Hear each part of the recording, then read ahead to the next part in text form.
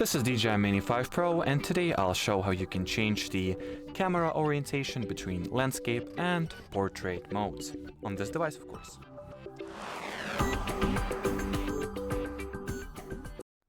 So it is a very quick and simple thing to do. You will first need to enter the DJI Fly interface. Now look to your right and use the shutter button as your lighthouse, should I say, or as your guide. Anyway, look to the left of the shutter button with this specific icon, and once you tap on it, as you can see, the shooting orientation changes or switches between landscape and portrait modes.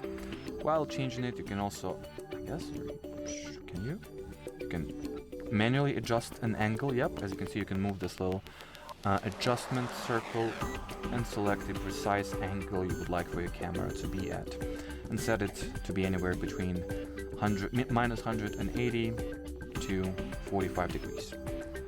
Anyway, that's how you switch the camera orientation between portrait and horizontal modes. So should you have any further questions, leave them in the comment section below.